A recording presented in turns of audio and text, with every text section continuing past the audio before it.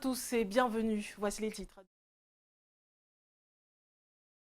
Le Democratic Front ce samedi, John Froundi a été enlevé alors qu'il se rendait à l'enterrement du député Joseph Banadem avant d'être relâché quelques heures plus tard. Le film de l'enlèvement qui a secoué toute la région du Nord-Ouest est à suivre dans ce journal. En santé, la lutte contre les zoonoses est à l'honneur de la Journée mondiale des vétérinaires célébrée ce 27 avril. Des campagnes de sensibilisation et de dépistage gratuits ont été organisées dans les villes de Yaoundé et de Douala pour protéger les hommes et les animaux. Et puis sport, natation, 2 records nationaux ont été battus lors de la 3e journée du championnat qui s'est déroulée ce samedi. Pendant ce temps en Tanzanie, les Lions cadets s'apprêtent à disputer la finale de la CAN. Ils affrontent la Guinée dimanche à 14 h. Voilà pour le sommaire.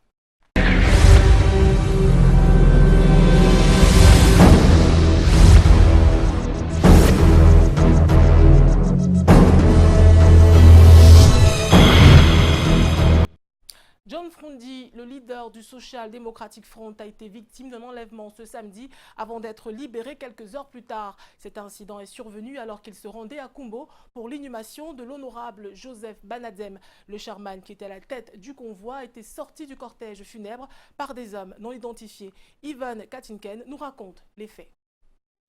Très peu d'informations ont filtré sur la nature et les raisons de la disparition du président national du SDF. L'on sait tout de même que le chairman a été sorti du cortège funèbre qui accompagnait la dépouille de l'honorable Banadem à Kumbo en début d'après-midi.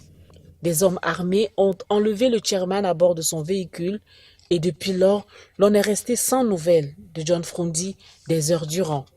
Selon certaines sources, le président du SDF aurait été libéré par ses ravisseurs, des individus encore non identifiés, en fin d'après-midi. John Froundi aurait donc été aperçu à Kumbo, selon le maire de la localité. Nous étions en route. Lorsque les éléphants luttent, les herbes souffrent. Nous avons été interpellés en route. Le président national a été kidnappé. Nous avons appris que les ravisseurs lui demandent de faire un accord, que ses parlementaires, ses députés et maires doivent démissionner. C'est juste cela. Certaines sources disent qu'il aurait été libéré après quelques heures d'entretien au sein du parti SDF. Des informations restent divergentes sur le sujet. Reste que le chairman a été aperçu aux obsèques du député Banadem selon certaines sources. Même s'il reste difficile d'en donner la confirmation, Froundi n'ayant pas encore été aperçu publiquement. Le maire a tout de même relaté que les séparatistes ont demandé au leader du SDF de demander la démission de ses sénateurs et parlementaires et à l'exécutif municipal de libérer les bureaux. Notons que seuls les membres de la famille et les autorités traditionnelles ont été autorisés à prendre part à l'enterrement. Malgré la tension perceptible, Joseph Banadem repose depuis cet après-midi dans son village natal à Kumbo. Et avant de prendre la route de Kumbo, John Froundi a assisté à la cérémonie d'hommage aux défunts députés. Une cérémonie qui se tenait dans la ville de Bamenda et au cours de laquelle le chairman s'est exprimé. On l'écoute d'ailleurs dans ce reportage d'Ivan Katinken et Annie Collins. C'est avec des pleurs et ces danses rituelles que la dépouille de l'honorable Banadem est accueillie au quartier Tarikon.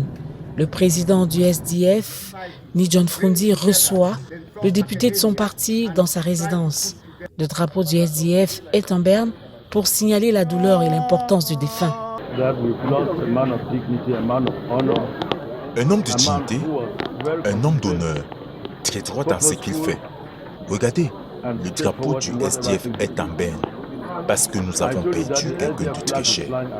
Pour moi, en tant que parlementaire, il a servi son peuple, il a servi le Cameroun. En tant que leader d'un groupe, il m'a donné tous les rapports, il m'a conduit sur tout ce qu'il avait à faire. L'émotion est au rendez-vous devant cette escale. Une messe a été dite par le père Onfred Tatamboui de la cathédrale Saint-Joseph de Bamenda qui présente le défunt comme un homme de paix. Je pense que vous connaissez très bien, il m'apprécie, moi je l'apprécie. Un bon militant du SDF, un bon citoyen, un homme d'État, je peux dire. Les camarades du parti qui accompagnent le défunt à sa dernière demeure n'ont que de souvenirs inoubliables des instants passés en sa compagnie. Il nous a amené à lutter pour que le problème de Southern Cameroun, le problème de Cameroun, soit discuté au niveau de l'Assemblée nationale. Durant cette escale, somme toute bref, des hommages mérités ont été rendus à cet enseignant d'université titulaire d'un doctorat 3e cycle. Le cortège va enfin prendre la route pour Kumbo, la ville qui vit naître le défunt et où va reposer pour l'éternité Joseph Bananzem. Et pendant qu'on enterre le député SDF, un autre Camerounais célèbre entre en terre. Il s'agit de l'artiste musicien Guilé Sanama, décédé depuis le 27 mars dernier des suites d'une longue maladie. Un ultime hommage a donc été rendu à celui qui de son vivant était ancien gendarme à la garde républicaine et ancien chef de centre aux brasseries du Cameroun. Né le 1er mars 1952, il a été inhumé cet après-midi à Mungo par Ambessa. Les orphelins ne gardent que de bons souvenirs de leur père. Ils réagissent au micro de Karel Mezatia-Choya et Hubert Nouché. Je suis content qu'aujourd'hui sa communauté paroissiale le célèbre en culture, lui dit au revoir en culture.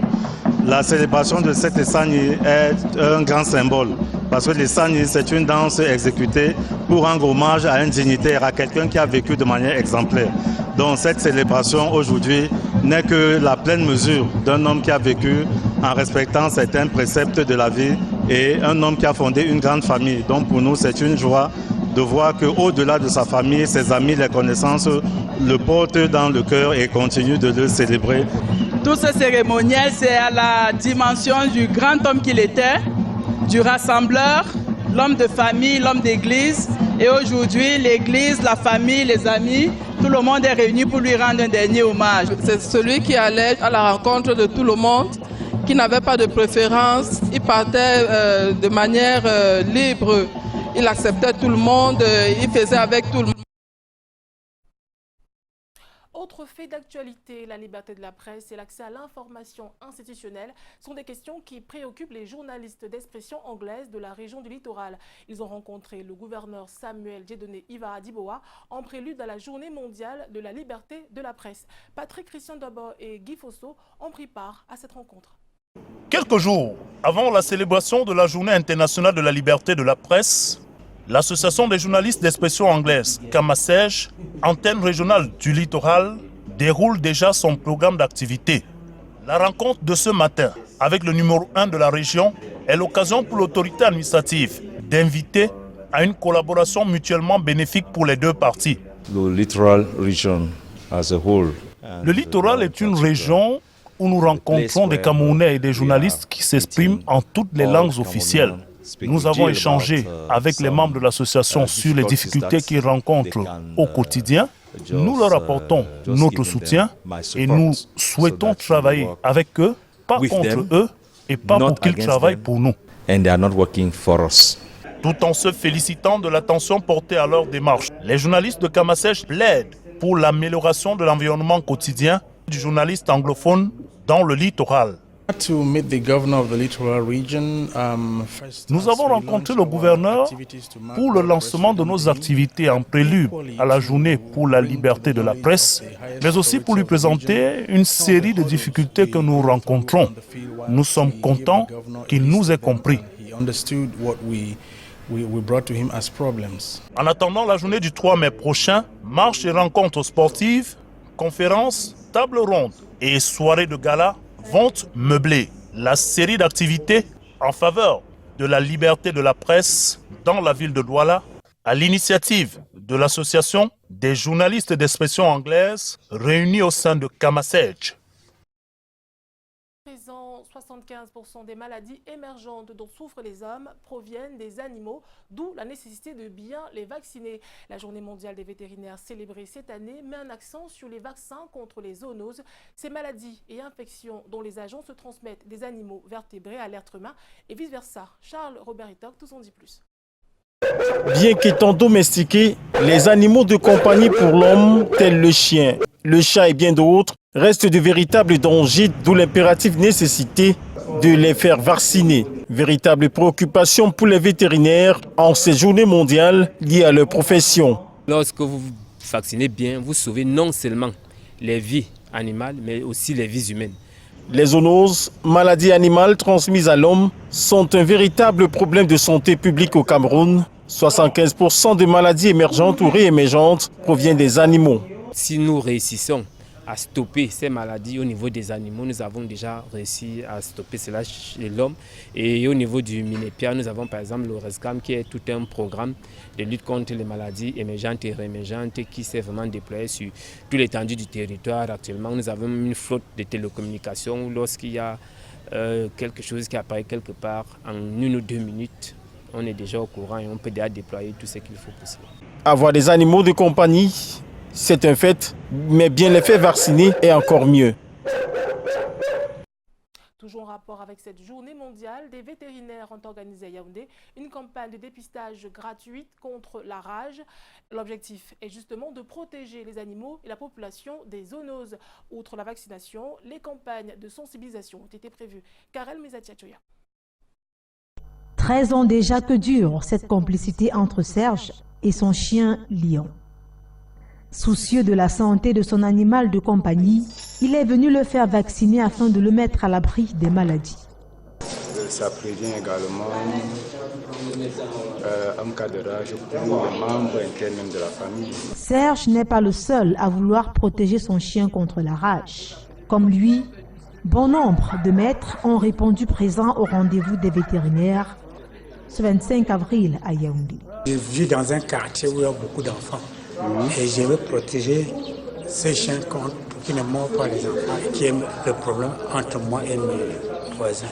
Protéger les populations des maladies transmissibles de l'animal à l'homme, encore appelées zoonoses, est justement le leitmotiv des vétérinaires camerounais qui, à l'occasion de la journée mondiale à eux consacrée qui sera célébrée le 27 avril prochain, ont organisé cette campagne de vaccination gratuite. La zoonose la plus majeure qui est un risque pour les propriétaires d'animaux de compagnie, c'est la rage. Vacciner ces animaux prévient la rage humaine parce que plus de 90% de cas de rage chez l'humain sont dus aux animaux non vaccinés, en l'occurrence nos chiens et nos chats. Donc nous invitons chaque jour les propriétaires d'animaux, les chiens, les chats, les singes, de venir faire vacciner leurs animaux. La vaccination est donc importante à plus d'un titre. Elle permet non seulement de protéger les animaux et leurs propriétaires, mais aussi et surtout assurer la santé économique des éleveurs. Le problème de la dégradation de l'écosystème environnemental reste d'actualité dans la ville de Kribi. Une nouvelle opération de sensibilisation a été initiée auprès des responsables d'hôtels et de quincailleries, entre autres. Ils ont reçu des enseignements sur les notions de protection et de préservation de l'environnement. Robert Charlitok, Moussatako. Kribi, cité balnéaire, les bouteilles plastiques jonchent les carnivaux et empêchent l'eau de circuler, tout comme les déchets de fer amassés dans certains coins des rues.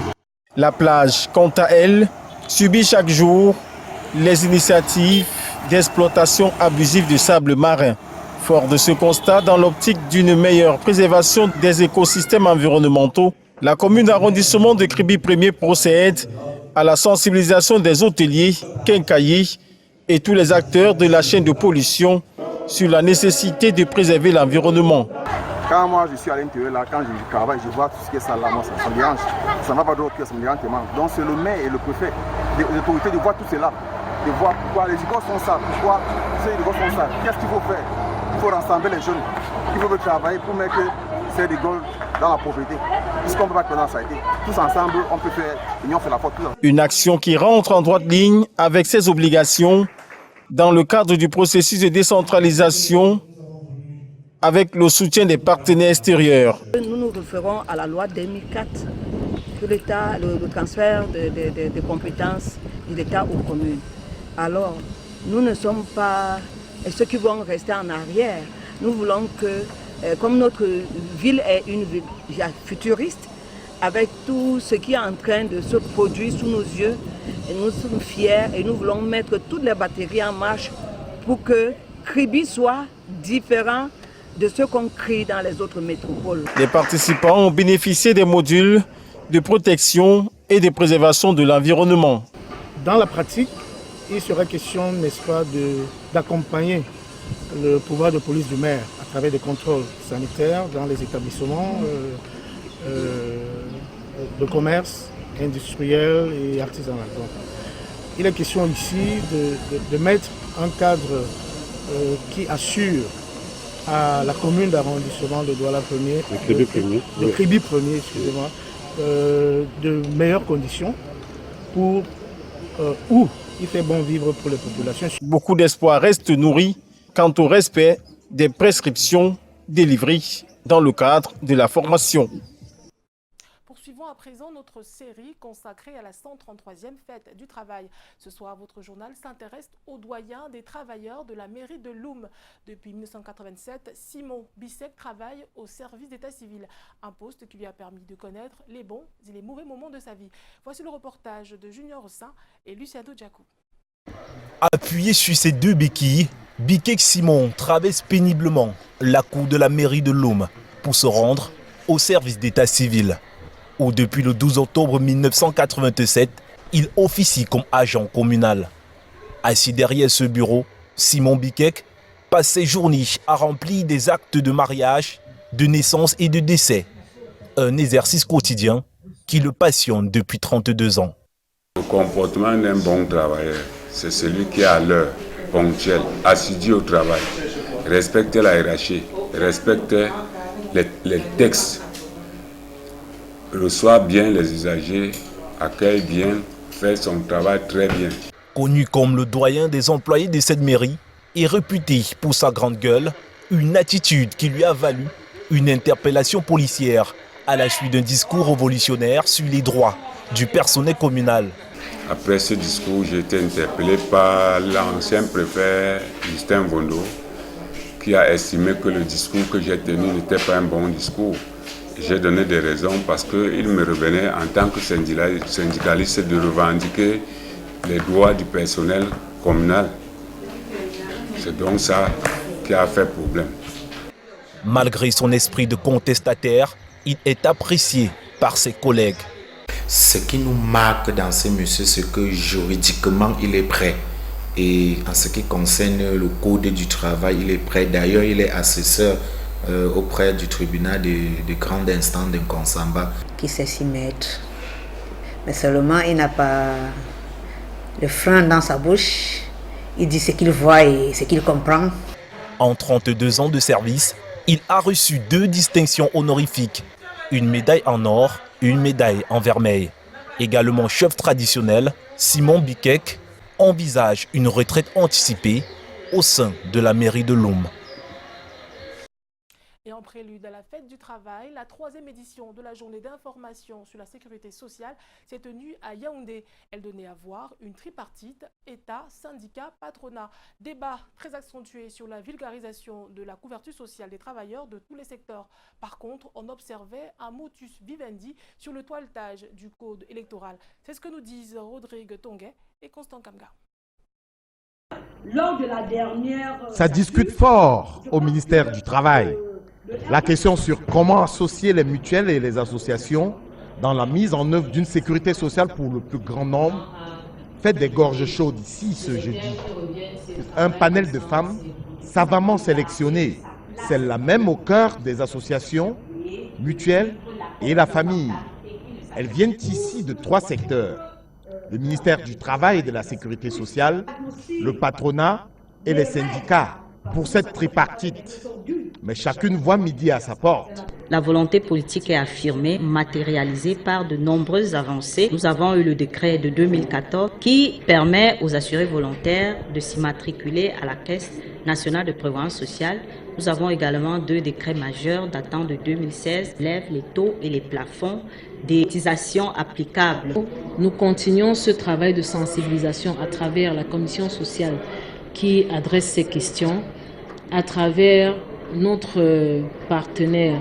Il faut accélérer l'adoption de la norme 102 sur la protection sociale. L'état des travailleurs ne nous permet plus d'attendre plus longtemps. Un consensus tout de même. L'aménagement du code du travail préalable juridique à la systématisation et la généralisation de la sécurité sociale. Il faut qu'on aille à la révision du Code du travail.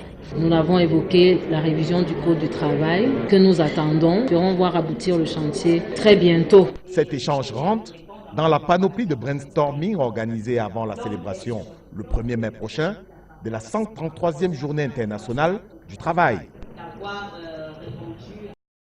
Goumou a son centre multimédia et de vidéoconférence, un don du Centre international de référence Chantal Biya qui va permettre à la communauté éducative et même à la population de cette localité de la région du centre de faire des recherches sur les questions liées au VIH/SIDA afin de mieux le prévenir. Karel Mezatia-Tchoya et Serge Alain Zébou nous font le compte rendu de la cérémonie d'inauguration. Cette bâtisse aux allures imposantes est le centre multimédia et vidéoconférence d'Ongoumou.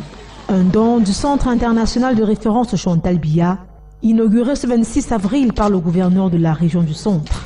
Il permettra aux élèves, enseignants et même aux populations de cette localité située dans le département de la Mofouya-Kono, région du centre, de faire des recherches sur la prise en charge du VIH/SIDA. Ils ont d'ailleurs reçu une formation à cet effet. Qui doit permettre à tous les utilisateurs non seulement de se capaciter sur le matériel informatique, mais également de rentrer en communication réelle, en temps réel, avec le CRCB, avec le monde entier. Pour cette autre action de prévention impulsée par la première dame du Cameroun, présidente fondatrice du CIRCB, les bénéficiaires n'ont que des mots de gratitude. Je voudrais d'abord dire au nom de ces populations, merci à la première dame pour cet don de vaccins social et aussi de ordinateurs qu'elle a donné à ces centres multimédia de Ngoumou pour permettre à ces jeunes enfants, jeunes élèves, étudiants et tout le monde de pouvoir donc faire les recherches. Le personnel qui va assurer la gestion de ce don de la première dame, ici installée, prend l'engagement d'être à la hauteur. Pour pouvoir continuer l'œuvre de bienfaisance de la première dame à travers la sensibilisation. La cérémonie a eu lieu en présence de diverses autorités et élites. Le gouvernement était également représenté. Sport à présent, le disait en titre, en natation, 2 records nationaux ont été battus lors de la 3e journée du championnat qui s'est déroulé ce samedi à Douala. Des résultats qui ont satisfait non seulement les athlètes, mais aussi et surtout les responsables fédéraux qui présagent déjà de bon augure à la natation camerounaise. Alex Lembe pour les détails. Cloran Pangombala du club TCR de Douala est la désormais record woman nage libre dans la catégorie junior dame. Elle a battu son propre record lors de cette 3e journée ce samedi à Douala. Quand j'ai vu que je battais les garçons, je me suis senti capable de battre n'importe qui, que ce soit n'importe qui, c'est le président de battre. Et j'espère vraiment que je vais augmenter ma performance. Chez les seniors messieurs, la surprise a été au-dessus de tout entendement. Après 7 ans de règne dans la discipline et l'épreuve de 100 mètres nage libre, Charline Djoumé a été épinglé et détrôné ce jour par le jeune Franck Wandji Kwimi de Maloko Loisirs Sport. Le record, qui avait pour chrono 1 minute et 24 secondes, a été réduit par le jeune Yaoundéen à 1 minute 06 secondes. Le travail, j'ai bossé dur pour arriver à ce niveau et je vais continuer à bosser pour rester au top. On a juste doublé les efforts qu'on faisait et me préparer psychologiquement pour être au-dessus du champion. Résultats qui ont satisfait les encadreurs techniques. Je suis satisfait, mais je sais que d'autres records vont encore se faire battre. Chez les cadets, il n'y aura pas eu de record battu, mais plutôt une grande surprise. La jeune Ouma Ngobokso, âgée seulement de 5 ans et 9 mois, a damé le pion à ses adversaires du jour, pourtant de très loin ses ennemis.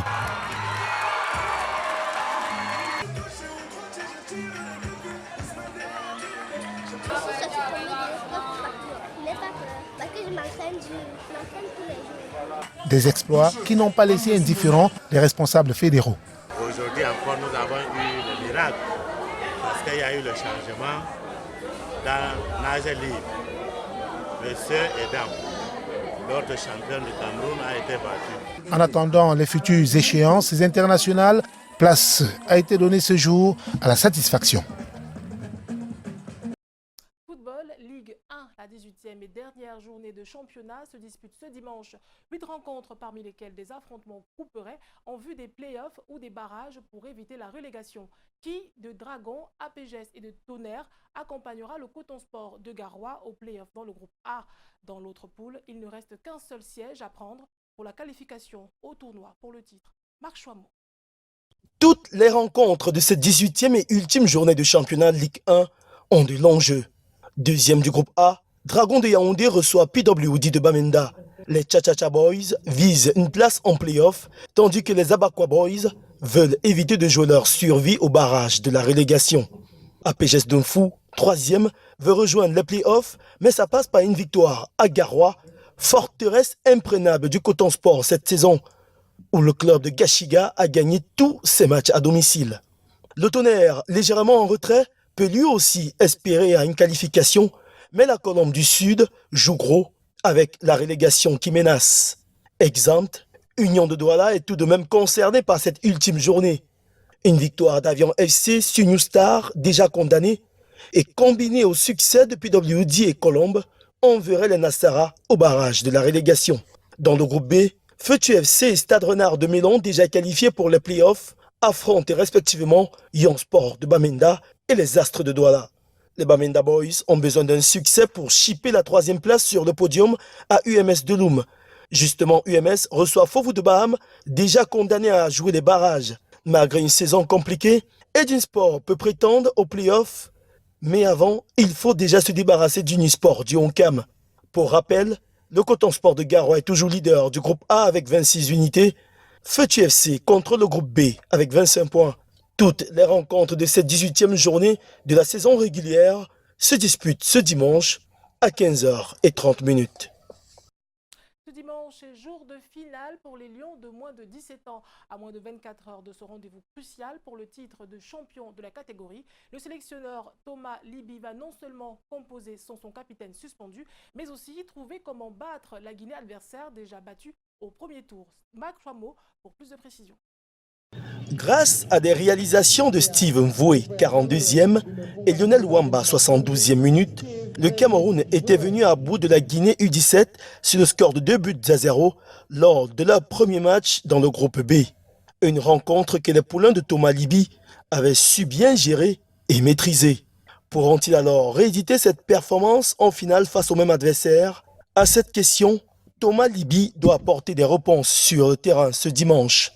Il n'a plus que quelques heures pour trouver la bonne formule. La tâche devient encore plus difficile avec un effectif réduit à 17 sur les 21 de départ. Justement, le staff technique des Lions U17 doit se passer des services du capitaine Fabrice Nzié, exclu en demi-finale face à l'Angola. Il faut trouver son remplaçant en défense centrale. Question de garder la même solidité défensive du début du tournoi. Le Cameroun n'a pris qu'un seul but en 4 matchs. Mais se présente une Guinée revancharde. Depuis sa défaite inaugurale face au Cameroun, les Guinéens sont montés en puissance. Ils se sont plutôt bien repris pour accéder en finale. Le Sili Cadet est d'abord venu à bout d'une bonne équipe du Sénégal, 2-1, avant de conclure par un succès 1-0 contre le Maroc. Depuis leur défaite face aux Lionceaux, ils n'ont pris qu'un seul but pour 3 inscrits. L'équipe joue mieux et pourrait présenter un autre visage. Les Lions Cadets sont avertis. Ce dimanche, la génération Ismaïla Seydou a la possibilité de rentrer dans l'histoire, comme l'a fait par le passé celle d'Alexandre Song. Justement, c'était en 2003, où le Cameroun avait remporté son premier titre dans la catégorie. 16 ans plus tard, et après de multiples échecs, les Lions Cadets ont l'occasion de reconquérir ce trophée. Et cela passe par une victoire face à la Guinée. Il n'est pas exclu une séance de tir au but, les deux formations étant passées par cette étape lors du tour précédent. Coup d'envoi de la finale, 14h, heure du Cameroun. Et c'est avec cette information que se referme le 20h. Merci de l'avoir suivi. Retrouvons-nous demain à la même heure. Bonsoir.